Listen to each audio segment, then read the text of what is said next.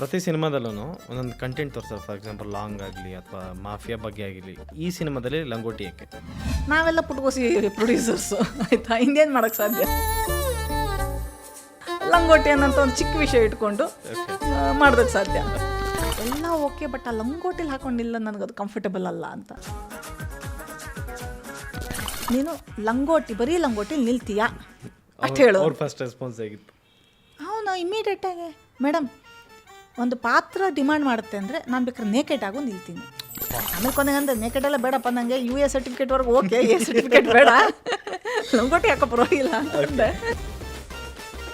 ಏನು ಟೈಟ್ಲ್ ಇಟ್ಟಿದ ತಕ್ಷಣ ರೆಸ್ಪಾನ್ಸ್ ಚೆನ್ನಾಗಿ ಬರುತ್ತಂತ ನನಗೆ ಗಿಮಿಕ್ ಏನಾರು ಮಾಡಿದ್ರಮ್ಮ? ಆ್ಯಕ್ಚುಲಿ ನನಗೆ ಗಿಮಿಕ್ ಮಾಡೋಕ್ಕೆ ಬರಲ್ಲ. ನಿಮಗೆ ಮೊದಲೇ ಗೊತ್ತಿತ್ತು ಕಾಂಟ್ರವರ್ಸಿ ಆಗೇ ಆಗುತ್ತಂತ? ಇಲ್ಲ, ನನಗೆ ಅದು ಎಳ್ಳಷ್ಟು ತಲೆಯಲ್ಲಿಲ್ಲ. ಓಕೆ, ಅಯ್ಯೋ ನಂಗೆ ಯಾವ ಹೀರೋನು ಸಿಗ್ತಾನೆ ಇಲ್ಲ, ಯಾರೋ ಇದ್ರೆ ಹೇಳಿ ಅಂತ. ಇಲ್ಲ, ನಂಗೆ ಒಬ್ಬ ಗೊತ್ತಿದ್ದಾನೆ KGF ಅಲ್ಲೆಲ್ಲ ಅಸಿಸ್ಟೆಂಟಾಗಿ ವರ್ಕ್ ಮಾಡ್ತಾರೆ, ನಂಗೆ ಆ್ಯಕ್ಟರ್ ಆಗಬೇಕು ಅಂತ ಭಾಳ ಆಸೆ ಇದೆ, ಚೆಕ್ ಮಾಡಿ ನೋಡು, ಚೆನ್ನಾಗಿದ್ದಾನೆ ಅಂದರು.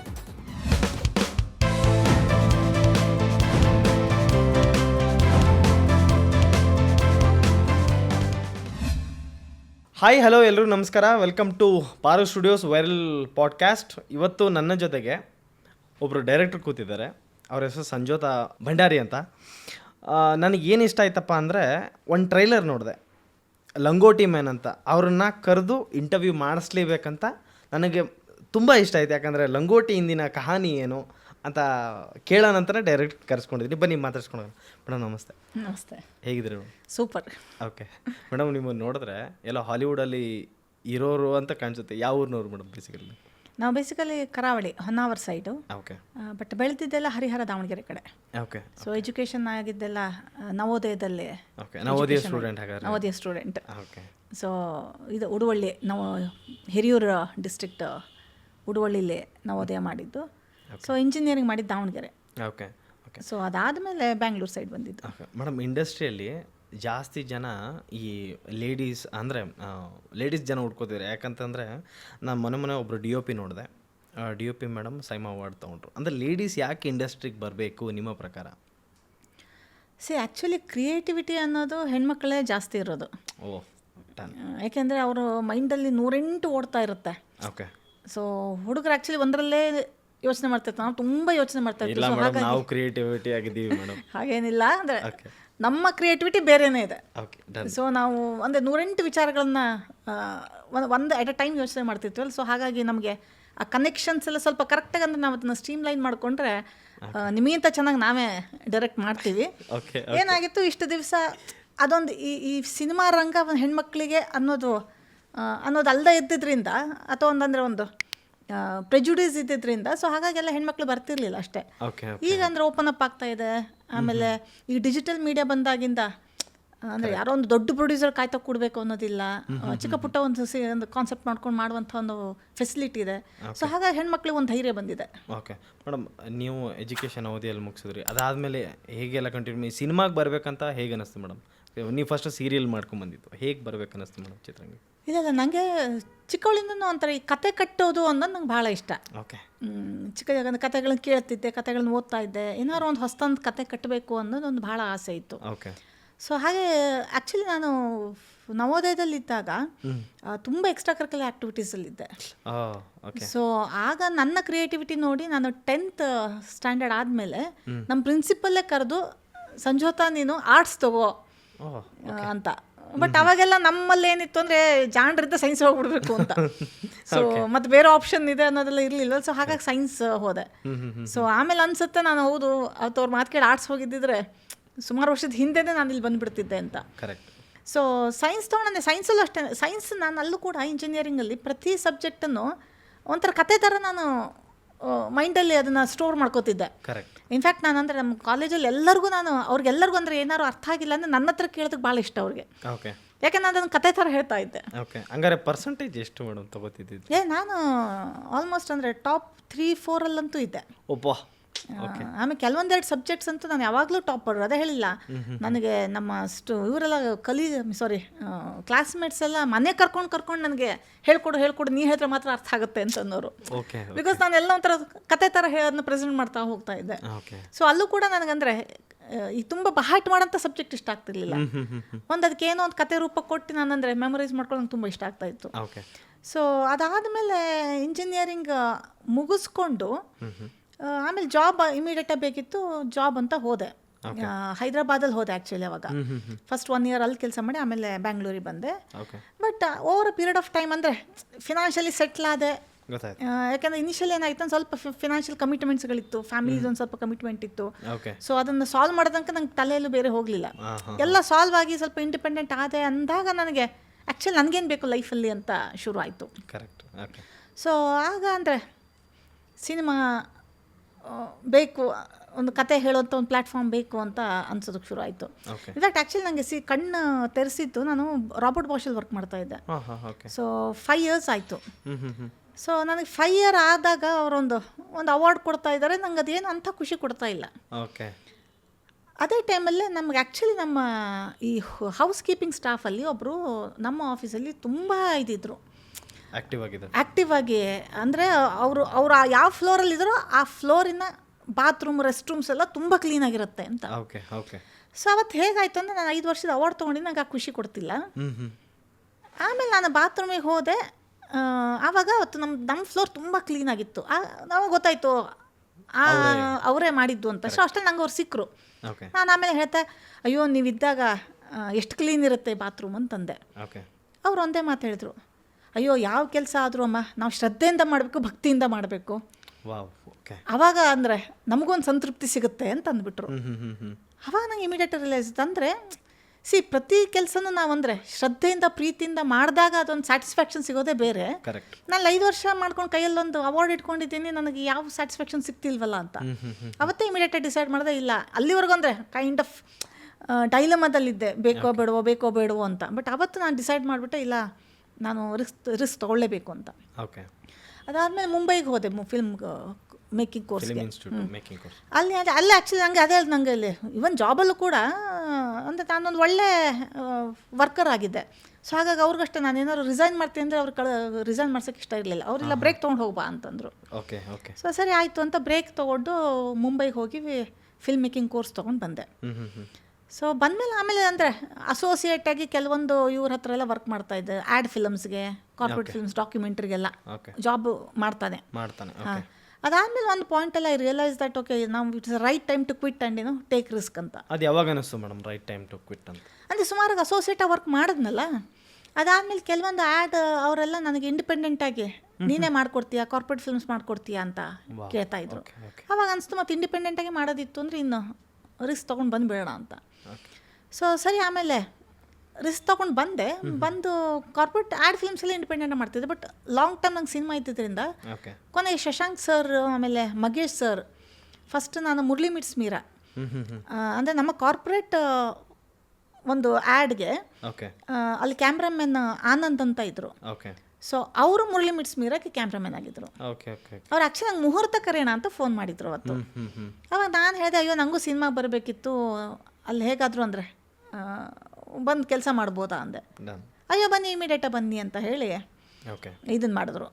ಅವತ್ತು ನಾನು ಇಮಿಡಿಯೇಟಾಗಿ ಹೋದೆ, ಅಲ್ಲಿ ಅಸಿಸ್ಟೆಂಟ್ ಡೈರೆಕ್ಟ್ರಾಗಿ ಜಾಯ್ನ್ ಆದೆ. ಹೋಲ್ ಟೀಮ್ ತುಂಬ ಸಪೋರ್ಟಿವ್ ಆಗಿದ್ರು. ಮಗೇಶ್ ಸರ್ ಅಷ್ಟೇ ಇಮಿಡಿಯೇಟಾಗಿ ಆಯಿತು ಬಾ ಜಾಯ್ನ್ ಆಗು, ಕೆಲಸ ಸ್ಟಾರ್ಟ್ ಮಾಡು ಅಂತ. ಸೊ ಅಲ್ಲಿಂದ ಆಮೇಲೆ ಭದ್ರಾದಲ್ಲೂ ಮಾಡಿದೆ ಅವ್ರ ಜೊತೆಗೆ. ಅದಾದಮೇಲೆ ಶಶಾಂಕ್ ಸರ್ ಜೊತೆಗೆ ಜರಾಸ್ ಅಂತ ಮಾಡಿದೆ. ಆಮೇಲೆ ಆಕ್ರಮಣಗೆ ಕೋ ಡೈರೆಕ್ಟ್ರಾಗಿ ಮಾಡಿದೆ.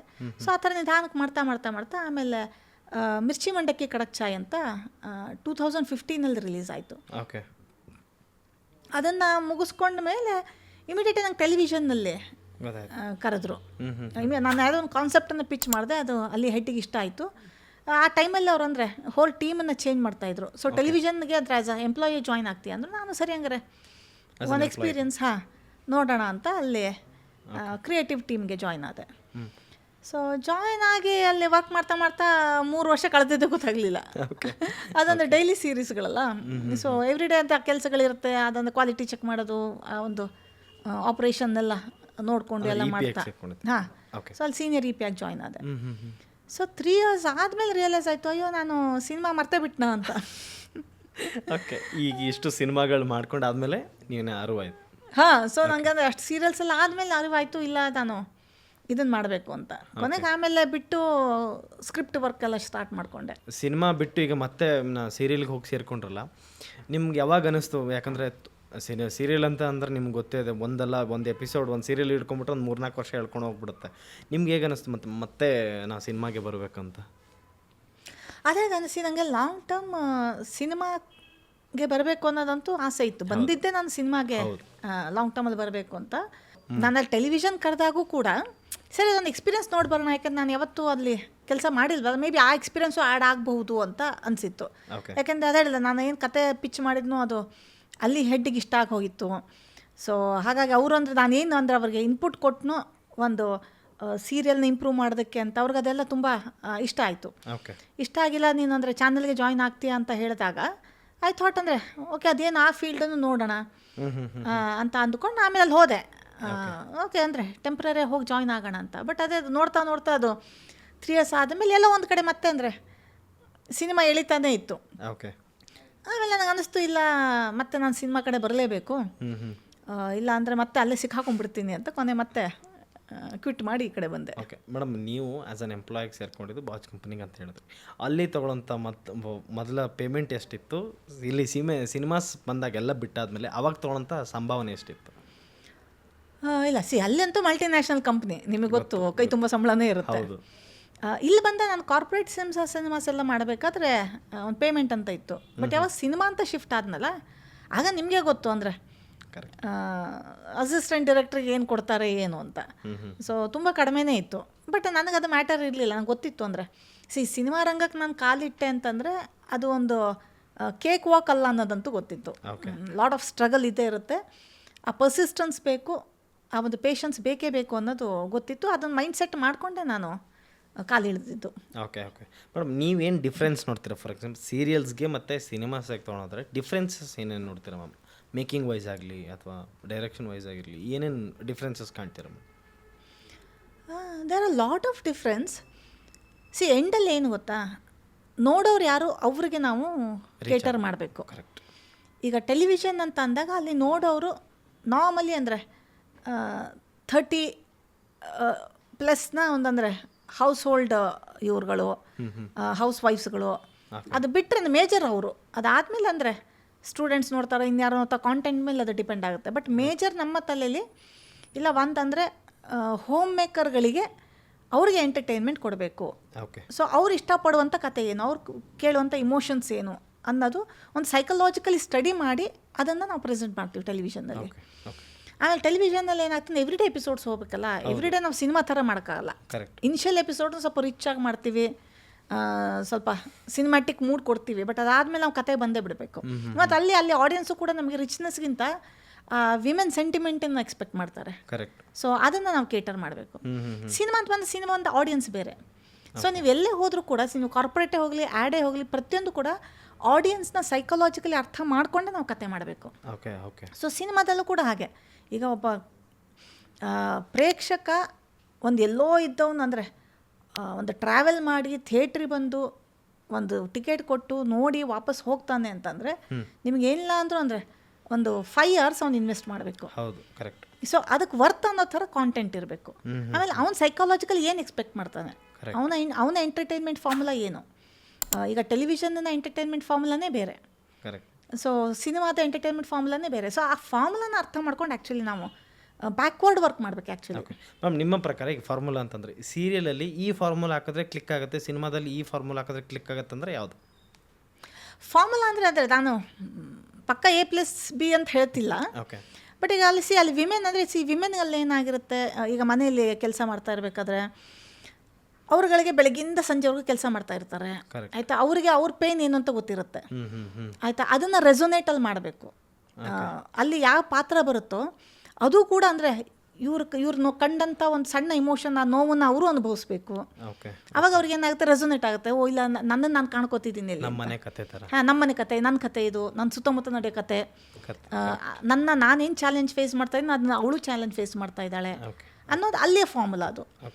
ಸೊ ಅದು ಆ ಬೇಸ್ ಇಟ್ಕೊಂಡು ಆಮೇಲೆ ಬೇರೆ ಬೇರೆ ಥರದ ಎಕ್ಸ್ಪೆರಿಮೆಂಟ್ಗಳನ್ನು ಮಾಡ್ಬೋದು. ಬಟ್ ಮೂಲ ಅದು ಇರಲೇಬೇಕಲ್ಲಿ 90%. ಓಕೆ, ಸಿನಿಮಾದಲ್ಲಿ ಮೇಡಮ್ ಸಿನಿಮಾದಲ್ಲಿ ಲಾಟ್ ಆಫ್ ಜಾನರ್ಸ್ ಇದೆ. ಈಗ ನೀವು ಸಿನಿಮಾ ಅನ್ನೋದನ್ನಂದರೆ ಓ ಟಿ ಟಿಗೆ ಮಾಡ್ತಿರೋ, ಮಾಸ್ ಆಡಿಯನ್ಸಿಗೆ ಮಾಡ್ತಿರೋ, ಕ್ಲಾಸ್ ಆಡಿಯನ್ಸಿಗೆ ಮಾಡ್ತಿರೋ, ಓಕೆ ಅಥವಾ ಒಂದಂದರೆ ಜಸ್ಟ್ ಒಂದು ಟೈಮ್ ಪಾಸ್ ಎಂಟರ್ಟೈನ್ಮೆಂಟ್ ಥರ ಮಾಡ್ತಿರೋ, ಅಥವಾ ಸ್ಟೂಡೆಂಟ್ಸಿಗೆ ಮಾಡ್ತಿರೋ, ಮಕ್ಕಳಿಗೆ ಮಾಡ್ತಿರೋ, ಲಾಟ್ ಆಫ್ ಅಂದರೆ ಜಾನರ್ಸ್ ಅಲ್ಲ. ಸೊ ಆ ಜಾನರ್ ಮೇಲೆ ನೀವು ಯಾರಿಗೆ ಕೇಟರ್ ಮಾಡ್ತೀರಾ ಅನ್ನೋದ್ರ ಮೇಲೆ ಅಗೇನ್ ಅದು ಡಿಪೆಂಡ್ಸ್. ಓಕೆ ಮೇಡಮ್, ಎಲ್ಲೊಂದು ಮಾತಿದೆ, ಸೀರಿಯಲಲ್ಲಿ ಬೆಳೀತಿರೋ ಸ್ಟಾರ್ಸ್ಗಳು ಸಿನಿಮಾಗೆ ಬಂದು ಯಾಕೆ ಹಿಟ್ ಆಗಲ್ಲ, ಅದ್ರ ಬಗ್ಗೆ ಏನಾದ್ರು ಹೇಳ್ಬೋದಮ್ಮ? ಅದೇ ಹೇಳಿದ್ದು, ಈಗ ಸೀರಿಯಲಲ್ಲಿ ಕ್ಲಿಕ್ ಆಗೋದು ಯಾಕೆ ಅಂದರೆ ಸೀರಿಯಲಲ್ಲಿ ಅವ್ರಿಗೆ ಇದು ನಮ್ಮ ಮನೆ ಹುಡುಗ ಅಂತ ಅನಿಸ್ಬೇಕು. ಓಕೆ, ಅಂಥವ್ರು ಅಕ್ಸೆಪ್ಟ್ ಮಾಡಿರ್ತಾರೆ. ಅವ್ನು ಬೇಕಾದ್ರೆ ಎಷ್ಟೇ ಅಂದರೆ ರಿಚ್ ಆಗಿರ್ತಾನೋ ಪಾಶ್ ಆಗಿರ್ತಾನೋ ಏನೇ ಆದರೂ ಕೂಡ ಅವ್ರಿಗೆ ನಮ್ಮ ಮನೆ ಹುಡುಗ ಅಂತ ಅನಿಸ್ಬೇಕು. ಕರೆಕ್ಟ್. ಬಟ್ ಸಿನಿಮಾದಲ್ಲಿ ನಮ್ಮ ಮನೆ ಹುಡುಗ ಅಂದರೆ ಪಕ್ಕದ ಮನೆ ಹುಡುಗ ಅಂತ ಅನಿಸ್ಬಾರ್ದು. ಓಕೆ ಓಕೆ ಅವ್ರಿಗೆ ಅಂದರೆ ಆ ಕ್ಯಾರೆಕ್ಟರಿಂದ ಈಗ ಮಾಸ್ ಅಂತಂದರೆ ಅವನೊಂದು ಮಾಸ್ ಅಪೀಲ್ ಇರಬೇಕು, ಅವನು ನಡ್ಕೊಂಬರೋದು ಹಾಟಿ ಬೇರೆ ಇರಬೇಕು. ಸೊ ಅಂದರೆ ಜನರ ಎಕ್ಸ್ಪೆಕ್ಟೇಷನ್, ನಾನು ಬಿಗ್ ಥಿಯೇಟ್ರಿಗೆ ಬರ್ತೀನಿ ಅಂದಾಗ, ಬಿಗ್ ಸ್ಕ್ರೀನಿಗೆ ಬರ್ತೀನಿ ಅಂದಾಗ ಅವ್ರ ಎಕ್ಸ್ಪೆಕ್ಟೇಷನ್ ಬೇರೆನೇ ಇರುತ್ತೆ. ಈಗ ಅಲ್ಲಿ ಸೀರಿಯಲಲ್ಲಿ ಒಂದು ಪಾಪ ಹುಡುಗ ಒಂಥರ ಇಲ್ಲೂ ಅದೇ ಥರ ರೋಲ್ ಪ್ಲೇ ಮಾಡಿದ್ರೆ ಅವ್ರಿಗೆ ಅದು ಕನ್ವಿನ್ಸ್ ಆಗಲ್ಲ. ಓಕೆ, ಅವ್ರ ಎಕ್ಸ್ಪೆಕ್ಟೇಷನ್ನೇ ಬೇರೆ ಇರುತ್ತೆ. ಓಕೆ ಮ್ಯಾಮ್, ಈಗ ಆಡಿಯನ್ಸ್ ಟೇಸ್ಟ್ ಚೇಂಜ್ ಆಗಿರೋದ್ರಿಂದ ಯಾವ ಥರ ಕಂಟೆಂಟ್ಗಳು ಓಡ್ಬೋದು ಮೇಡಮ್ ನಿಮ್ಮ ಪ್ರಕಾರ? ಆಡಿಯನ್ಸ್ ಟೇಸ್ಟ್ ಚೇಂಜ್ ಅಂದರೆ ಆಡಿಯನ್ಸ್ ಟೇಸ್ಟ್ ಚೇಂಜ್ ಆಗಿದೆ. ಬಟ್ ಟೇಸ್ಟ್ ಅಂದರೆ basic emotions same.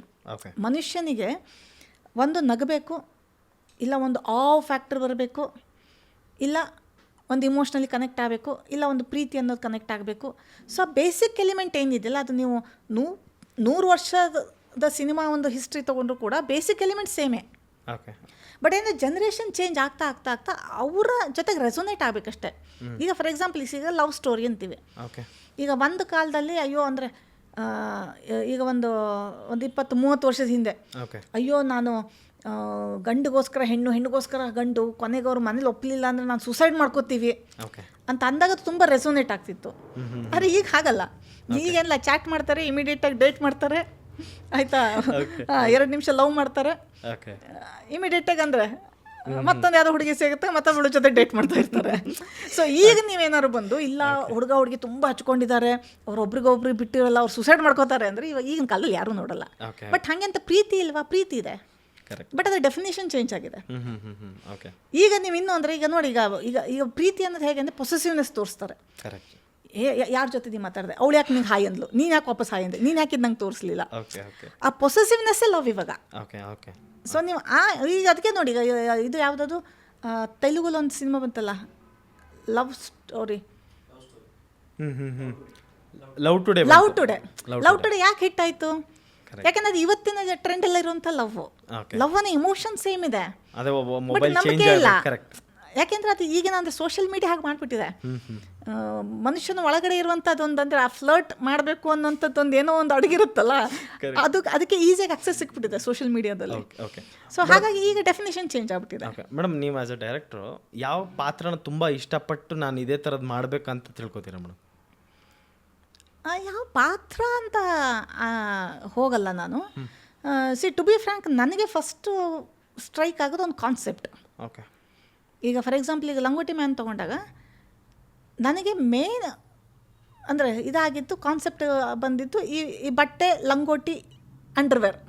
Okay, so basic ನನಗೆ ಅಂದರೆ ಸ್ಟ್ರೈಕ್ ಆಗಿದ್ದು ಇದು. ಓಕೆ, ನನಗೆ ಫಸ್ಟ್ ಸ್ಟ್ರೈಕ್ ಆಗಿದ್ದು ಓಕೆ, ಒಬ್ಬ ಮನುಷ್ಯನಿಗೆ ಅವನಿಗೆ ನಾನು ಎಕ್ಸ್ಪೆನ್ಸಿವ್ ಇಂಪೋರ್ಟೆಡ್ ಅಂಡರ್ವೇರ್ ಹಾಕೋಬೇಕು, ಅದು ಹಾಕೊಳ್ಳೋ ಅಂಥ ಒಂದು ಪರಿಸ್ಥಿತಿಯಲ್ಲಿ ಇಲ್ಲ ಅವನು ಅನ್ನುವಂಥದ್ದು ಇಟ್ಕೊಂಡು ನಂಗೆ ಫಸ್ಟ್ ಸ್ಟ್ರೈಕ್ ಆಗಿದ್ದು ಆ ಲೈನ್ ಅದು. ಅದಾದಮೇಲೆ ಡೆವಲಪ್ ಮಾಡ್ತಾ ಇದರಲ್ಲಿ ಏನೋ ಬೇರೆ ವಿಷಯ ಇದೆ ಅಂತ ನಾನು ಕಾನ್ಸೆಪ್ಟನ್ನು ಫಸ್ಟು ಡೀಪ್ ಸ್ಟಡಿ ಮಾಡಿ ಅದನ್ನ ಇಟ್ಕೊಂಡು ನಾನು ಏನು ಹೇಳ್ಬೋದು, ನನಗೆ ಯಾಕೆ ಅದಂದರೆ ಇದು ಮಾಡಬೇಕು ಅನ್ನಿಸ್ತಾ ಇದೆ ಅಂತ ಹೇಳಿದಾಗ ಅದು ಇಟ್ಕೊಂಡು ನಾನು ಏನು ವಿಷಯ ಮಾತಾಡ್ತಾ ಇದ್ದೀನಿ ಅಂತ ಫಸ್ಟ್ ನಂಗೆ ಅದು ಕನ್ವಿನ್ಸ್ ಆಗಬೇಕು. ಅದು ಕನ್ವಿನ್ಸ್ ಆದಮೇಲೆ ಓಕೆ ನಾನು ಈ ವಿಷಯನ ಹೇಳ್ತೀನಿ ಅಂದರೆ ನನ್ನ ಕ್ಯಾರೆಕ್ಟರ್ ಯಾವ ಥರ ಬಿಹೇವ್ ಮಾಡಿದ್ರೆ ನನಗೆ ನನ್ನ ಈ ಕತೆ ಹೇಳೋದಕ್ಕೆ ಪೂರಕ ಆಗುತ್ತೆ ಅಂತ ಆಮೇಲೆ ನಾನು ಕ್ಯಾರೆಕ್ಟರ್ನ ವರ್ಕ್ ಮಾಡ್ತೀನಿ. ಕ್ಯಾರೆಕ್ಟರ್ನ ಡೆಫಿನೇಷನ್ ಎಲ್ಲ ಮಾಡಾದಮೇಲೆ ಓಕೆ ಅವ್ನು ಯಾವ ಫ್ಯಾಮಿಲಿಯಲ್ಲಿ ಇದ್ದರೆ ನನ್ನ ಕತೆಗೆ ಪೂರಕ ಆಗುತ್ತೆ ಅಂತ ಆಮೇಲೆ ಆ ಥರ ವರ್ಕ್ ಮಾಡಿ. ಸೊ ನಂದು ಮೋರ್ ಆಫ್ ಎ ಕಾನ್ಸೆಪ್ಟ್ ಆದಮೇಲೆ ಕ್ಯಾರೆಕ್ಟರ್ಸ್ ಆದಮೇಲೆ ಅವ್ರ ಫ್ಯಾಮಿಲಿ ಬ್ಯಾಕ್ಗ್ರೌಂಡ್, ಆಮೇಲೆ ಸ್ಟೋರಿ ಫ್ಲೋ. ಓಕೆ, ನಿಮ್ಮ ಪ್ರಕಾರ ma'am as a director ma'am ಈಗ ಪ್ಯಾನ್ ಇಂಡಿಯಾ ಅಂತ ಒಂದು ಬಂದಿದೆ. ಪ್ಯಾನ್ ಇಂಡಿಯಾ ಅಂತ ಬಂದಾಗ ಫಾರ್ ಎಕ್ಸಾಂಪಲ್ KGF ಕಾಂತಾರ ಬಂದಾಗ ಮಾರ್ಕೆಟ್ ದೊಡ್ಡದಾಗಿ ಓಪನ್ ಆಯಿತು. ಈಗ ಜನ ಇಷ್ಟು ಕೋಟಿ ಸಿನಿಮಾ ಹಾಕಿ ಮಾಡಿದ್ರೇ ಜನ ಬಂದು ನೋಡ್ತಾರಂತಿದೆ. ಆ ಒಂದು ನೀವು ಮಾತಿಗೆ ಏನು ಹೇಳ್ತೀರಾ ಮೇಡಮ್? ಇಲ್ಲ, ಅದು ತುಂಬ ರಾಂಗ್ ಕಾನ್ಸೆಪ್ಟ್ ಅದು. ಅಂದರೆ ದುಡ್ಡು ಹಾಕಿದ್ರೆ ಮಾತ್ರ ಜನ ಬರ್ತಾರೆ ಅಲ್ಲ. ಆ್ಯಕ್ಚುಲಿ ಜನ ದುಡ್ಡಿಗೋಸ್ಕರ ಬರಲ್ಲ, ಅಲ್ಲಿ ಎಷ್ಟು ಖರ್ಚಾಗಿದೆ ಅಂತ ನೋಡೋಕೆ ಬರಲ್ಲ. ನನಗೇನು ರೆಸೊನೇಟ್ ಆಗುತ್ತೆ, ನನಗೇನು ಕನೆಕ್ಟ್ ಆಗ್ತಿದೆ ಅಲ್ಲಿ ಪಾತ್ರ ಅನ್ನೋದಕ್ಕೆ ಬರ್ತಾರೆ. ಈಗ ಫಾರ್ ಎಕ್ಸಾಂಪಲ್, ಈಗ KGF ನೋಡಿದಾಗೂ ಕೂಡ ನಿಮಗೆ ಯಾಕೆ ಕನೆಕ್ಟ್ ಆಯಿತು ಅಂತಂದರೆ ಅದು ಒಂದು ತುಂಬ ಅಂದರೆ ಬಡವ ಹೇಗೆ ಅವನಂದರೆ ರಿಚ್ ಆದ ಅನ್ನೋದು ಕನೆಕ್ಟ್ ಆಯಿತು ಆಡಿಯನ್ಸ್ಗೆ. ಒಂದು ತಾಯಿ ಇಮೋಷನ್ನ ಹೇಗೆ ಅವನನ್ನು ಫುಲ್ಫಿಲ್ ಮಾಡ್ದ, ಆ ಇಮೋಷನ್ ಕನೆಕ್ಟ್ ಆಗಿತ್ತು. ಅದಾದಮೇಲೆ ಬೇರೆ ಪಾತ್ರಗಳೆಲ್ಲ ಅಂದರೆ ಅದು ಸಪೋರ್ಟಿವ್ ಆಗಿ ಬಂತು ಬಿಟ್ಟರೆ ಮೂಲ ಇಮೋಷನ್ ಕನೆಕ್ಟ್ ಆಗಿದ್ದು ಮನುಷ್ಯನಿಗೆ ಫಸ್ಟ್ ಕನೆಕ್ಟ್ ಆಗೋದು ಇಮೋಷನ್. ಈಗ ನೀವು ಅದೇ ಕಾಂತಾರ ಹೋದರೂ ಅಷ್ಟೇ, ಎಲ್ಲೋ ಒಂದು ಕಡೆ ಪ್ರತಿಯೊಬ್ಬರ ಮನುಷ್ಯನೊಳಗೂ ಒಂದು ದೈವತ್ವ ಇದೆ ಅನ್ನೋದು ಇದ್ದೇ ಇತ್ತು. ಅದನ್ನು ಯಾರು ಎಕ್ಸ್ಪ್ಲೋರ್ ಮಾಡಿರಲಿಲ್ಲ. ಅದನ್ನ ತುಂಬ ಬ್ರಿಲಿಯಂಟಾಗಿ ಅಂದರೆ ರಿಷಬ್ ಶೆಟ್ಟಿಯವರು ಅದನ್ನ ತೆರೆ ಮೇಲೆ ತಂದಾಗ ರೆಸೊನೇಟ್ ಆಗಿದ್ದು ಅದು. ಆ ಇಡೀ ಸಿನಿಮಾದಲ್ಲಿ ಕೊನೆಯ ಒಂದು ಕ್ಲೈಮ್ಯಾಕ್ಸಲ್ಲಿ ಮಾತ್ರ ಜನ ಅಂದರೆ ಒಂದು ಫೀಲ್ ಆಗಿ ಒಂದು ರೋಮಾಂಚನಗೊಂಡಿತ್ತು ಕ್ಲೈಮ್ಯಾಕ್ಸಲ್ಲಿ. ಯಾಕೆಂದ್ರೆ ಎಲ್ಲರಿಗೂ ರೆಸೊನೇಟ್, ಆ ದೈವತ್ವ ಅನ್ನೋದೊಂದಿದೆ, ಒಂದು ಸ್ಪಿರಿಚುವಾಲಿಟಿ ಇದೆ, ಒಂದಂದರೆ ನಮ್ಮನ್ನ ಮೀರಂಥ ಒಂದು ಶಕ್ತಿ ಇದೆ ಅನ್ನೋದು ಎಲ್ಲರ ಒಳಗಡೆ ಒಂದು ನಂಬಿಕೆ ಇರುತ್ತೆ. ಆ ಇಮೋಷನ್ ಕನೆಕ್ಟ್ ಆಗಿತ್ತು. ಸೊ ಒಂದು ಇಮೋಷನ್ ಫಸ್ಟ್ ಕನೆಕ್ಟ್ ಆಗಬೇಕು, ಆಮೇಲೆ ಅಂದರೆ ಖರ್ಚು ವೆಚ್ಚಗಳೆಲ್ಲ ಅದು ಅಂದರೆ ಸೆಕೆಂಡರಿ ಆಗಿ ಬರುತ್ತೆ. ಓಕೆ ಮ್ಯಾಮ್, ಇಂಡಸ್ಟ್ರಿಗೆ ನೀವು ಬಂದಾಗ ಅಂದರೆ ಏನಂತಾರೆ, ಹೆಣ್ಮಕ್ಳಿಗೆ ಮುಂದುವರೆಯಕ್ಕೆ ಬಿಡಲ್ಲ ಅಂತಾರೆ, ಪ್ಲಸ್ ಕೀಳಾಗಿ ನೋಡ್ತಾರೆ ಹೆಣ್ಮಕ್ಳಿಗೆ. ಆ ಒಂದು ರೇಸಿಸಮ್ ನೀವೆಲ್ಲರ ನೋಡಿದ್ರೆ ಮೇಡಮ್ ಇಂಡಸ್ಟ್ರಿಗೆ ಬಂದಾಗ? ಕೀಳು ಅನ್ನೋದಕ್ಕಿಂತ ಅಂದರೆ ಅವ್ರು ಈಗ ಹೇಗಾಯಿತು ನನ್ನ ವಿಷಯದಲ್ಲಿ ಅಂದರೆ, ಓಕೆ ಒಂದು ಹೆಣ್ಣು ಒಂದು ಡಿರೆಕ್ಷನ್ ಮಾಡ್ತಾ ಇದ್ದಾಳೆ ಅಂದರೆ ಯಾವುದೊಂದು ಅವಾರ್ಡ್ ಅವ್ರು ಕೇಳೋದು ಹಿಂಗಿತ್ತು, ಅವಾರ್ಡ್ ಫಿಲ್ಮ್ಗಾಮ ಅಂತಿದ್ರು. ಅಂದರೆ ಅವ್ರಿಗೇನಂದರೆ ಓಕೆ, ಅವ್ರು ಏನೋ ಒಂದು ಚಿಕ್ಕ ಸಬ್ಜೆಕ್ಟ್ ಇಟ್ಕೊಂಡು ಒಂದು 10-15 ಲಕ್ಷದಲ್ಲಿ ಒಂದು ಸಿನಿಮಾ ಮಾಡ್ತಾರೆ, ಒಂದು ಅವಾರ್ಡ್ಗೆ ಅಪ್ಲೈ ಮಾಡ್ತಾರೆ. ಹೆಣ್ಣು ಮಕ್ಕಳು ಅಂದರೆ ಅಷ್ಟೇ ಮಾಡಬಲ್ಲರು. ಇದೊಂದು ಥಾಟ್ ತುಂಬ ಪ್ರೆವಲೆಂಟ್ ಆಗಿತ್ತು ನನಗೆ. ಅದೊಂದು ತುಂಬ ಎಕ್ಸ್ಪೀರಿಯನ್ಸ್. ನಾನು ಹೋಗಿ ಅಂದರೆ ಸರ್ ನನ್ನೊಂದು ಕತೆ ಇದೆ ಅಂತ ಕೇಳಿದಾಗ ಅವಾರ್ಡ್ ಸಿನಿಮಾನ ಅಂತ ಇದ್ರು. ಸೊ ಅದು ಒಂದು ಅಂದರೆ ಆ ಪ್ರಿಜುಡಿಸ್ ತುಂಬ ಇತ್ತು. ಅದನ್ನು ಆಚೆ ಬಂದು ಇಲ್ಲ ಸರ್ ನಾನು ಒಂದು ಎಂಟರ್ಟೈನಿಂಗ್ ಒಂದು ಮೇನ್ ಸ್ಟ್ರೀಮಲ್ಲೇ ಬಟ್ ಎಕ್ಸ್ಪೆರಿಮೆಂಟಲ್ ಸಿನಿಮಾ ಥರ ಮಾಡಬೇಕು ಅಂತ ಇದ್ದೀನಿ ಅನ್ನೋದು ಒಪ್ಸೋದು ತುಂಬ ಕಷ್ಟ ಆಯಿತು. ಓಕೆ ಈ ಸಿನಿಮಾ ಲಂಗೋಟಿ ಮ್ಯಾನ್ ಅಂತ ಬಂದಾಗ ತುಂಬ ವಿರುದ್ಧ ಆಯಿತು, ಅಂದರೆ ತುಂಬ ಕೇಸಸ್ ಕೂಡ ಆಯ್ತು ಇದ್ರ ಮೇಲೆ. ಲಂಗೋಟಿನೇ ಇಟ್ಕೊಂಡು ಯಾಕೆ ಸಿನಿಮಾ ಮಾಡಿ ಬ್ರಾಹ್ಮಣರು ಅದ್ರ ವಿರುದ್ಧ ಧ್ವನಿ ಎತ್ತಿದ್ರು. ಅವ್ರಿಗೆ ಏನು ಹೇಳ್ತೀರಾ ಮ್ಯಾಮ್? ಇಲ್ಲ ಅದೇ ಹೇಳಿದ್ದು, ಅಂದರೆ ಯಾವ ಒಂದು ಪರ್ಟಿಕ್ಯುಲರ್ ಕಮ್ಯುನಿಟಿಗೆ ಹೇಳುವಂಥದ್ದು ಏನೂ ಇಲ್ಲ ಇಲ್ಲಿ. ಲಂಗೋಟಿ ಅನ್ನೋದು ಎಲ್ಲರೂ ಹಾಕುವಂಥದ್ದೇ. ರೆಸ್ಲರ್ಸ್ ಹಾಕ್ತಾರೆ. ನಮ್ಮ ಕೋಸ್ಟಲ್ ಸೈಡ್ ಅಂತೂ ಜಾತಿ ಅನ್ನೋದು ಟ್ಯಾಗೇ ಇಲ್ಲ ಅದಕ್ಕೆ. ಎಲ್ಲ ಪ್ರೊಫೆಷ್ನಲ್ರು ಹಾಕ್ತಾರೆ, ಇರ್ರೆಸ್ಪೆಕ್ಟಿವ್ ಆಫ್ ಇದು. ನಾವು ಮೊನ್ನೆವರೆಗೂ ನಮ್ಮ ಅಜ್ಜ, ನಮ್ಮ ದೊಡ್ಡಪ್ಪ ಅವ್ರವರೆಗೂ ಎಲ್ಲ ಸಮುದಾಯದವರು, ಎಲ್ಲ ಜಾತಿಯವರು ಎಲ್ಲರೂ ಹಾಕ್ತಾ ಇದ್ದಿದ್ದೇ ಲಂಗೋಟಿ ಆಗಿತ್ತು. ಅಲ್ಲಿ ವೆರಿ ಕಂಫರ್ಟಬಲ್ ಆಗಿ ಫೀಲ್ ಮಾಡ್ಕೊಂಡು ಆಮೇಲೆ ಅದೆಲ್ಲ ಬರೀ ಲಂಗೋಟಿಲೇ ಓಡಾಡೋರು. ಅದೊಂದು ಮುಜುಗರ ಅಂತಂದು ಅವ್ರಿಗೇನು ಅನ್ನಿಸ್ತಾನೆ ಇರಲಿಲ್ಲ. ಸೊ ಹಾಗಾಗಿ ಲಂಗೋಟಿ ಅನ್ನೋದು ಯಾವುದೋ ಒಂದು ಸಮುದಾಯದ ಅಥವಾ ಒಂದು ವರ್ಗದ ಒಂದು ಇದ್ರದ್ದು ಅಂತ ಹೇಳಿದ್ರೆ ಅದನ್ನು ನಾನು ಒಪ್ಕೊಳ್ಳಲ್ಲ. ಬಹುಶಃ ಅಲ್ಲಿ ಏನು ಅಂತಂದರೆ ಅದನ್ನು ಒಂದು ಪೌರೋಹಿತ್ಯ ಫ್ಯಾಮಿಲಿ ಅವನು ಹಾಕಿದ್ದಾನೆ ಅನ್ನೋದಕ್ಕೆ ಅವ್ರಿಗೆ ಏನು ಅನ್ನಿಸ್ತು ಅಂದರೆ ನಾನು ಒಂದು ವರ್ಗಕ್ಕೇನು ಹೇಳ್ತಾ ಇದ್ದೀನಿ ಅಂತ ಅನ್ನಿಸ್ತು. ಬಟ್ ನನ್ನ ಕತೆಗೆ ಅಂದರೆ ಎಲ್ಲರೂ ಸಮಾಜದ ಪಾತ್ರಗಳು.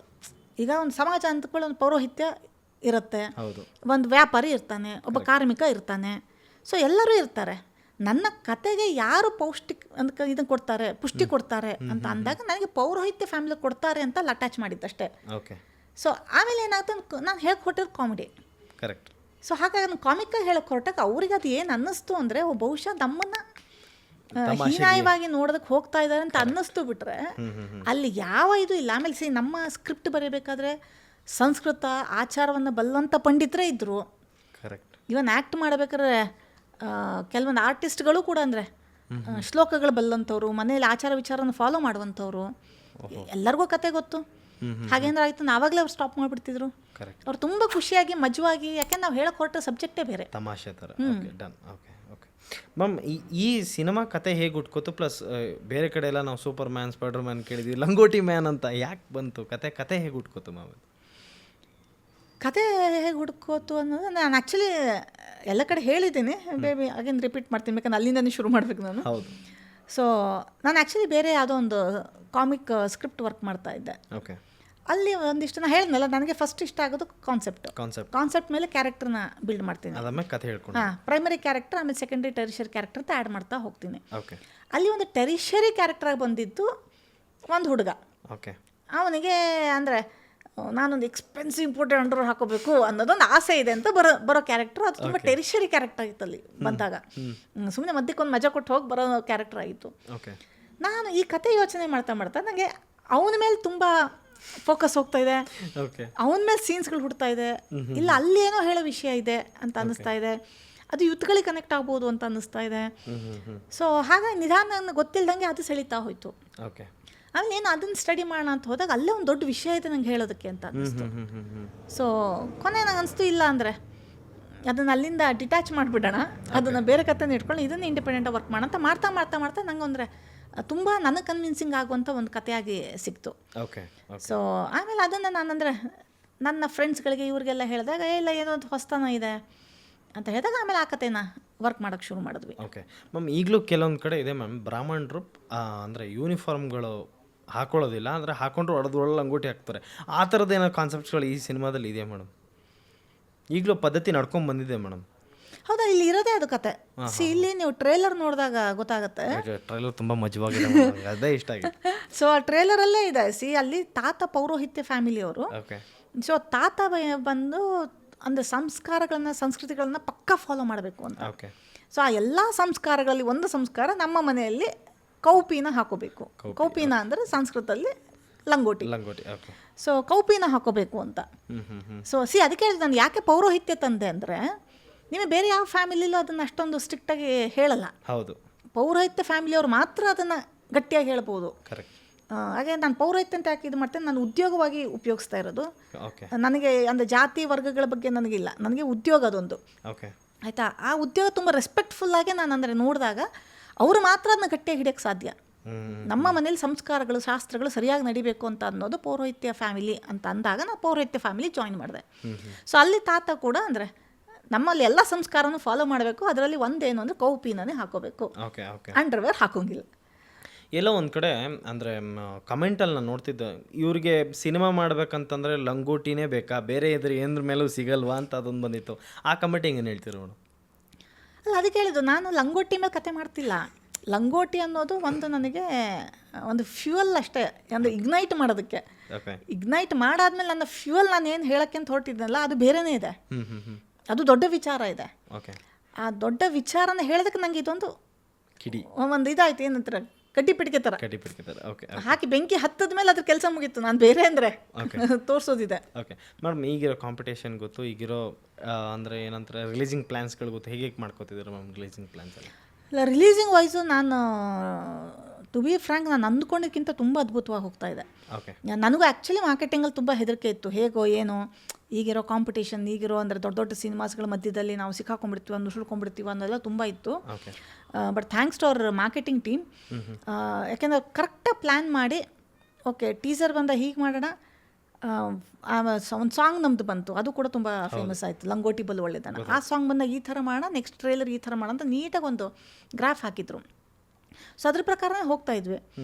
ಟ್ರೇಲರ್ ಯಾವಾಗ ರಿಲೀಸ್ ಆಯಿತು ಇಮಿಡಿಯೇಟ್ 10 ನಿಮಿಷಕ್ಕೆ ಅದ್ರ ರಿಸಲ್ಟ್ ಗೊತ್ತಾಗೋಯ್ತು.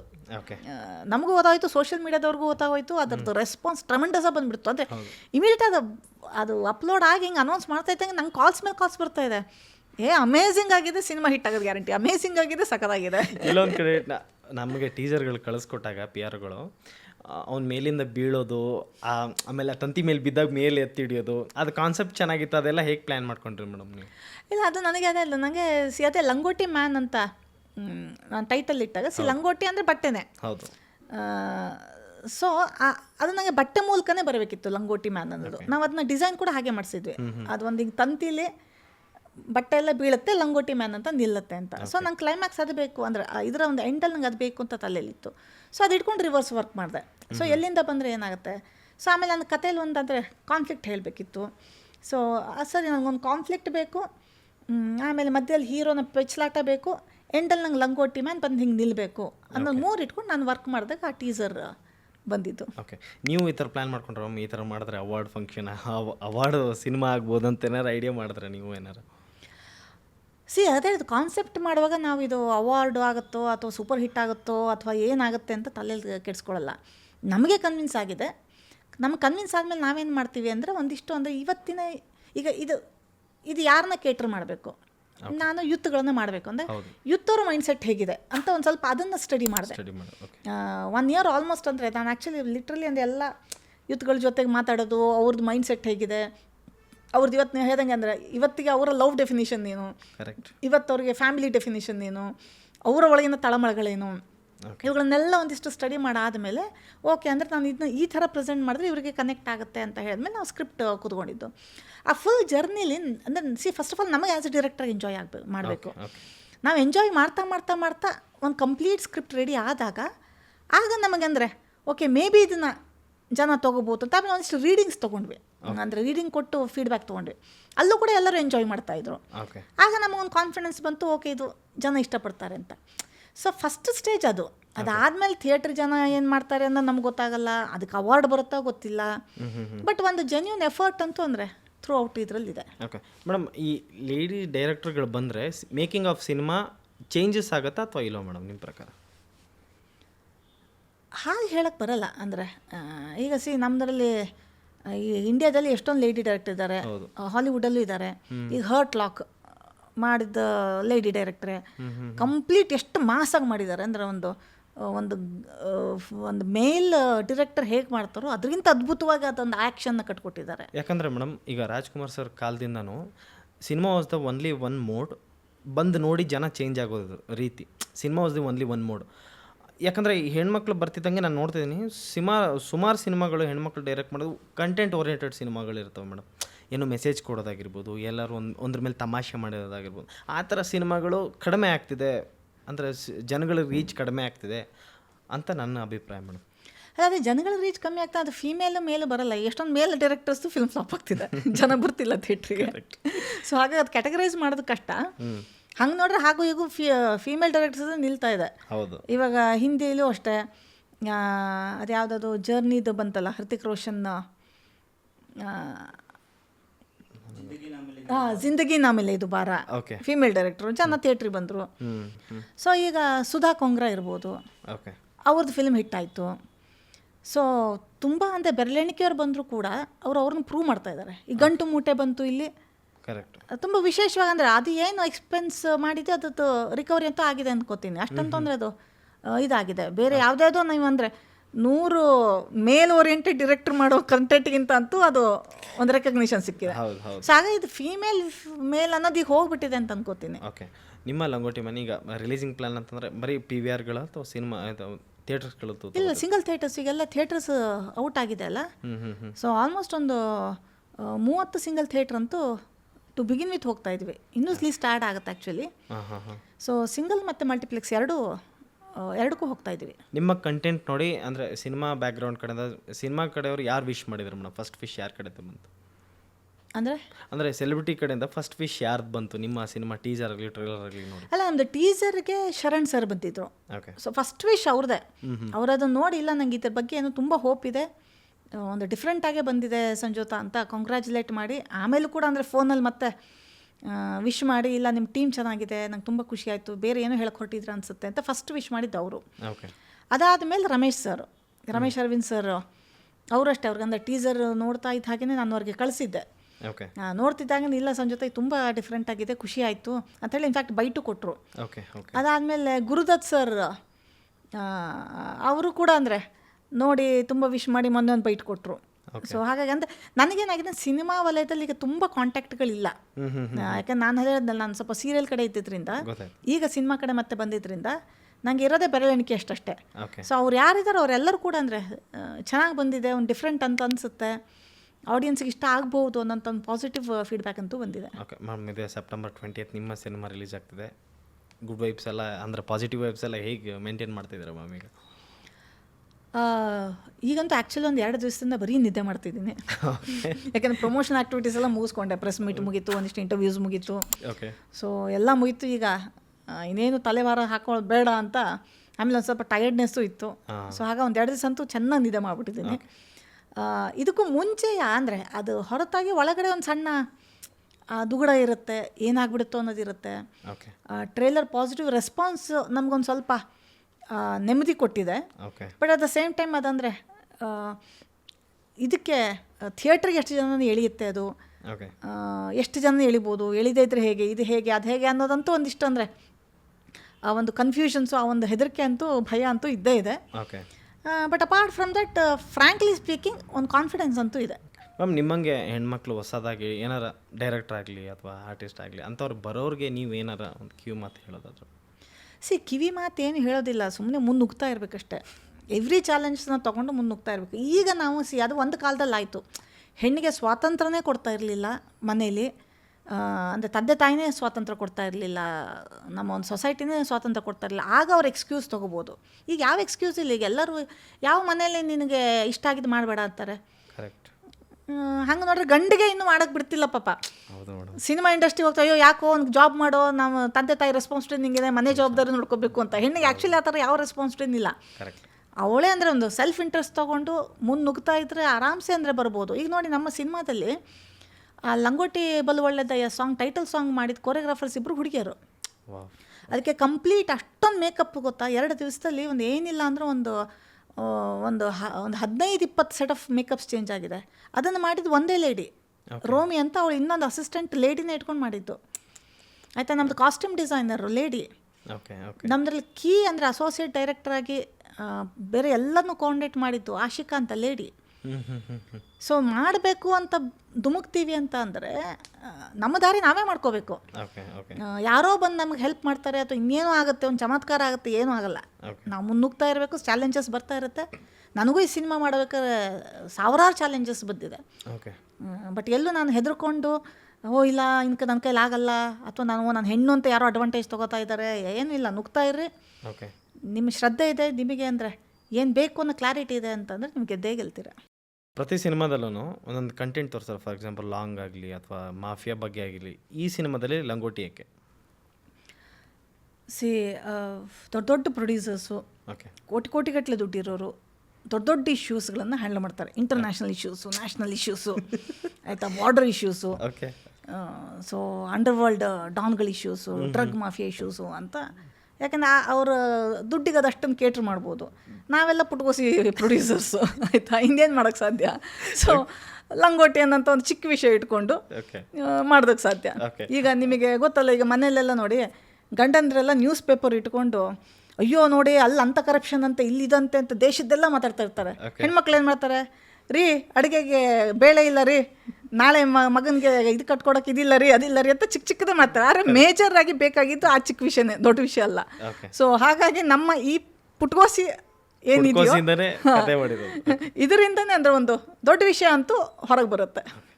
ಮ್ಯಾಮ್, ಈ ಸಿನಿಮಾದಲ್ಲಿ ಲೀಡಾಗಿ ಮಾಡಿರೋರು ಅಂದರೆ ಲಂಗೋಟಿ ಅನ್ನೋದು ಎಲ್ಲರಿಗೂ ಒಂಥರ ಮರ್ಯಾದೆ ಥರನೇ. ಈಗ ಯಾರೂ ಹಾಕೊಳ್ಳೋದಿಲ್ಲ ಲಂಗೋಟಿ, ಅಂಡರ್ವೇರ್ ಯೂಸ್ ಮಾಡ್ತಾರೆಲ್ಲ. ಕೋ ಆರ್ಟಿಸ್ಟ್ದು ಹೇಗೆ ಅಂದರೆ ಅಕ್ಸೆಪ್ಟೆನ್ಸ್ ಇತ್ತು ಈ ಪಾತ್ರ ನಾವು ಮಾಡ್ಬೋದು ಅಂತ, ಹೀರೋ ಆಗಲಿ ಕೋ ಆರ್ಟರ್ ಆಗಲಿ? ಇಲ್ಲ, ಇದು ನಂಗೊಂದು ಆ್ಯಕ್ಚುಲಿ ದೊಡ್ಡ ಚಾಲೆಂಜ್ ಆಗೋಯ್ತು. ಕಾನ್ಸೆಪ್ಟ್ ಎಲ್ಲ ರೆಡಿ ಆಯಿತು, ಸ್ಕ್ರೀನ್ ಪ್ಲೇ ಎಲ್ಲ ನಮಗೆ ಮಜಾ ಬಂದಿದೆ, ಖುಷಿ ಆಯಿತು. కానీ ನಾವು ಯಾರ್ಯಾರು ಮ್ಯಾಚ್ ಆಗ್ಬೋದು ಅಂತ ಅಂದ್ಕೊಂಡ್ವಲ್ಲ, ಅವ್ರ ಹತ್ರ ಹೋಗಿ ಸ್ಟೋರಿ ಡಿಸ್ಕಸ್ ಮಾಡೋದಕ್ಕೆ ಶುರು ಮಾಡಿದೆ. ನಾನು ಫುಲ್ ಒಂದು ಎಕ್ಸೈಟೆಡಲ್ಲ ಅದನ್ನೆಲ್ಲ ಫುಲ್ ಹೇಳ್ತಾ ಇದ್ದೆ. ಅವರು ನಗ್ತಾಯಿದ್ರು, ಬಿದ್ದು ನಗ್ತಾಯಿದ್ರು, ಮಜಾ ಇದೆ ಇದು ಚೆನ್ನಾಗಿದೆ ಅಂತ ಎಲ್ಲ ಹೇಳ್ತಾಯಿದ್ರು. ಎಲ್ಲ ಆದಮೇಲೆ ಓಕೆ ಸರ್ ಹಂಗಾರೆ ನೀವು ಮಾಡ್ತೀರಾ ಅಂತಿದ್ದೆ. 1 ದಿವಸ ಟೈಮ್ ಕೊಡಿ ಅಂತ ಇದ್ರು. ಸರಿ ಅಂತ ಆಮೇಲೆ 1 ದಿವಸ ಆದರೂ ರಿಟರ್ನ್ ಕಾಲ್ ಬ್ಯಾಕ್ ಮಾಡ್ತಿಲ್ಲ, 2 ಡೇಸ್ ಆದರೂ ಮಾಡ್ತಿಲ್ಲ. ಕೊನೆಗೆ ಏನಂತ ವಿಚಾರಿಸೋ ತನಕ ಎಲ್ಲ ಓಕೆ, ಬಟ್ ಆ ಲಂಗೋಟಿಲಿ ಹಾಕೊಂಡಿಲ್ಲ, ನನಗದು ಕಂಫರ್ಟಬಲ್ ಅಲ್ಲ ಅಂತ. ಹೀಗೆ 2-3 ಜನಕ್ಕೆ ಆಗೋಯ್ತು. ನನಗೆ ಆಮೇಲೆ ಕತೆ ಹೇಳಿ ಬೇಜಾರಾಗೋಯ್ತು. ಕೊನೆ ನಾನು ಯಾವ ಇದಕ್ಕೆ ಬಂದೆ ಅಂದರೆ, ಆಮೇಲೆ ನಮ್ಮಂದ್ರೆ ಸರ್ಕಲಲ್ಲಿ ಯಾರ್ಯಾರು ಆ್ಯಕ್ಟ್ ಮಾಡೋದಕ್ಕೆ ಇದು ಮಾಡ್ತಾರೆ, ನಂಗೆ ಆ್ಯಕ್ಟ್ ಅಂತ ಅನ್ನಿಸ್ತಾರೋ, ನಾನು ಕೇಳೋದು ಒಂದೇ ಆಗಿತ್ತು, ಅಪ್ಪ ನೀನು ಬರೀ ಲಂಗೋಟಿಲಿ ನಿಲ್ತೀಯ, ಓಕೆ ಅಂದರೆ ನೆಕ್ಸ್ಟ್ ಕತೆ ಹೇಳ್ತೀನಿ ಅಂತ. ಓಕೆ. ಸೊ ಹಾಗೆ ಆಡಿಷನ್ ಮಾಡಿರ್ಬೋದು ಮ್ಯಾಮ್ ನೀವು? ಇದು ಆಡಿಷನ್ ವೈಸ್ ಅದೇ ಅಂದರೆ ಆಡಿಷನ್ ಇದೆಲ್ಲ ಸುಮಾರು ಜನಕ್ಕೆ ಮಾಡಿದ್ದೀವಿ. ಬಟ್ ನನ್ನ ಪ್ರಾಬ್ಲಮ್ ಏನಾಯ್ತು, ನಾನು ಲಂಗೋಟಿ ವಿಷಯ ಕೊನೆಗೆ ತರ್ತಿದ್ದೆ. ಫಸ್ಟು ಆಡಿಷನ್ ಎಲ್ಲ ಮಾಡಿ ಕೊನೆಗೆ ನಾವು ಅಂದರೆ ಕತೆ ಹೇಳಿ ಎಲ್ಲ ಆದ್ಮೇಲೆ ಕೊನೆಗೆ ಲಂಗೋಟಿ ಅಂದಾಗ ಅವರು ಅವಾಗ ಮುಜುಗರ ಮಾಡ್ಕೋತಾ ಇದ್ರು. ಸೊ ಆಗ ನನಗೆ ಇವ್ರು ಸಿಕ್ಕಿತ್ತು, ಕೃಷ್ಣ ಚೈತನ್ಯ ಅಂತ, ದಿಯಾ ಮತ್ತು 6-5 producer. So he is a good friend of main. ಅವ್ರಿಗೆ ಅವತ್ತು ಕೇಳಿದೆ ಅಂದರೆ, ಅಯ್ಯೋ ನಂಗೆ ಯಾವ ಹೀರೋನು ಸಿಗ್ತಾನೇ ಇಲ್ಲ, ಯಾರೋ ಇದ್ರೆ ಹೇಳಿ ಅಂತ. ಇಲ್ಲ ನಂಗೆ ಒಬ್ಬ ಗೊತ್ತಿದ್ದಾನೆ KGF ಅಲ್ಲೆಲ್ಲ ಅಸಿಸ್ಟೆಂಟಾಗಿ ವರ್ಕ್ ಮಾಡ್ತಾಯಿದ್ದೆ, ಅವ್ನು ಆ್ಯಕ್ಟರ್ ಆಗಬೇಕು ಅಂತ ಭಾಳ ಆಸೆ ಇದೆ, ಚೆಕ್ ಮಾಡಿ ನೋಡು ಚೆನ್ನಾಗಿದ್ದಾನೆ ಅಂದರು. ಸರಿ ಅಂತ ಆಮೇಲೆ ಅವನಿಗೆ ಫೋನ್ ನಂಬರ್ ಕೊಟ್ಟರು. ಆಮೇಲೆ ಅವ್ನು ಕಾಲ್ ಮಾಡಿದ್ದ, ಅವ್ನು ಮಾಡಿದ್ನೋ ನಾನು ಮಾಡ್ದಂಗೆ ನೆನಪಿಲ್ಲ ಅಂತೂ.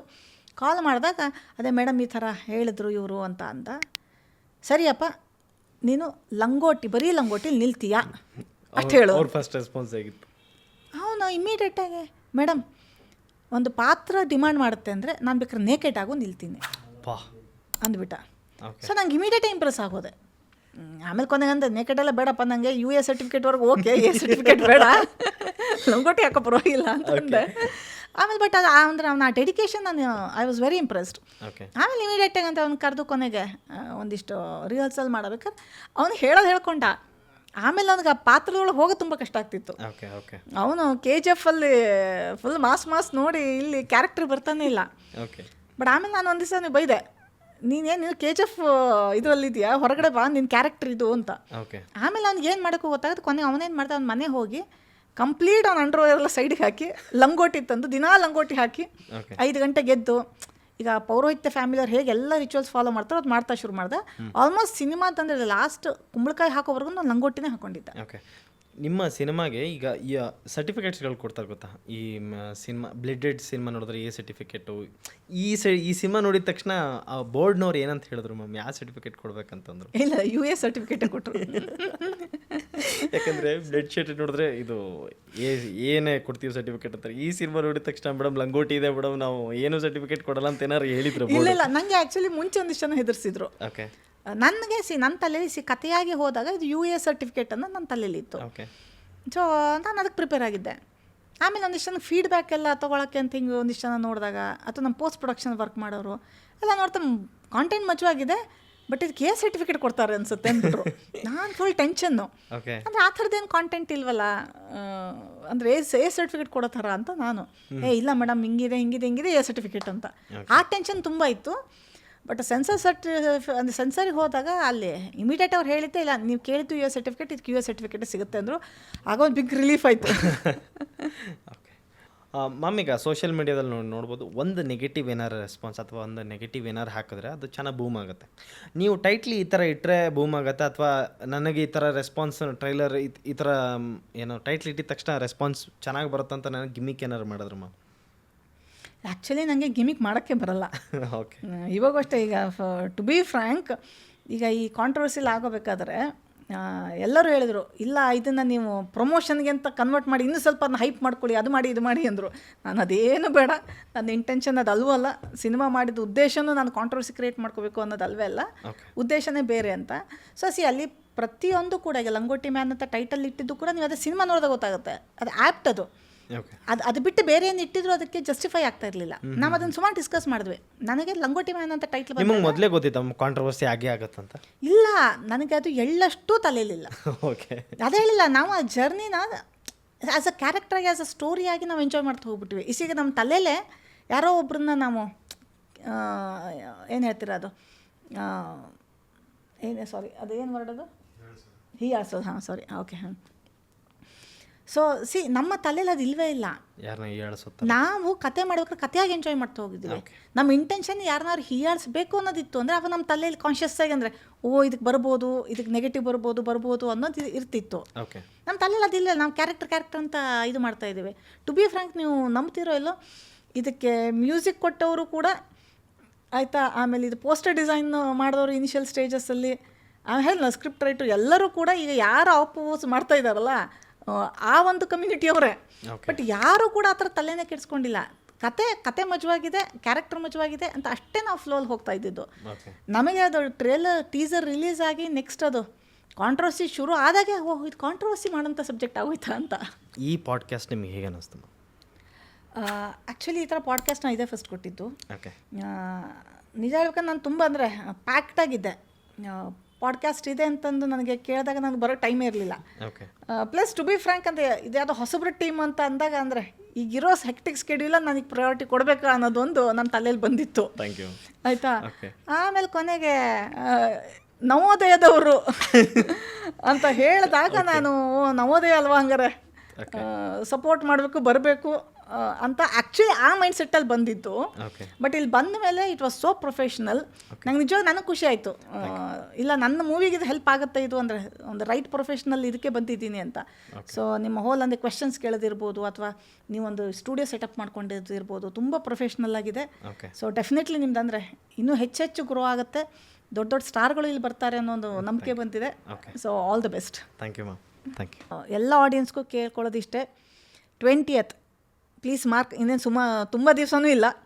ಸೊ ಇನ್ನೇನು ಇದೇ ಶುಕ್ರವಾರ ರಿಲೀಸ್ ಆಗ್ತಾ ಇದೆ.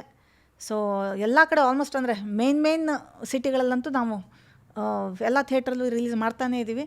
ಸೊ ಎಲ್ಲರೂ ಥಿಯೇಟ್ರಿಗೆ ಬಂದು ನೋಡಿ ಎಂಜಾಯ್ ಮಾಡಿ. ನೀವು ಟ್ರೇಲರಲ್ಲಿ ಏನು ನೋಡಿದ್ರಲ್ಲ ಅದರ 10 ಪಟ್ಟು ಎಂಟರ್ಟೈನ್ಮೆಂಟನ್ನು ನಾವು ಥಿಯೇಟ್ರಲ್ಲಿ ಕೊಡ್ತೀವಿ. ನೀವು ಅಂದ್ಕೊಳ್ಳದೇ ಇರುವಂಥ ಒಂದಿಷ್ಟು ಟ್ವಿಸ್ಟ್ಗಳು ಕೊಡ್ತೀವಿ, ಒಂದಿಷ್ಟು ಮಜಾನೂ ಕೊಡ್ತೀವಿ, ಇಮೋಷ್ನಲ್ಲು ನಿಮ್ಮ ಜೊತೆ ಕನೆಕ್ಟ್ ಆಗ್ತೀವಿ. ಸೊ ಥಿಯೇಟ್ರಿಗೆ ಬಂದು ನೋಡಿ, ಇನ್ನೊಂದಿಷ್ಟು ಜನಕ್ಕೆ ಸ್ಪ್ರೆಡ್ ಮಾಡಿ. ಸೊ ಎಲ್ಲ ಒಂದು ಕಡೆ ಕಾಂಟೆಂಟ್ ಸಿನಿಮಾ ಇಲ್ಲ ಅಂತ ಹೇಳ್ಬೇಕಾದ್ರೆ ನಾವು ಆ ಒಂದು ಇದನ್ನು ಫುಲ್ಫಿಲ್ ಮಾಡಬೇಕು ಅಂತ ಒಂದು ಕಾಂಟೆಂಟ್ ಸಿನಿಮಾ ತಂದಿದ್ದೀವಿ. ಸೊ ಅದಕ್ಕೆ ನೀವು ಎನ್ಕರೇಜ್ ಮಾಡಿ. Thank you. Thank you ma'am. Thank you. Thanks a lot. Thank you.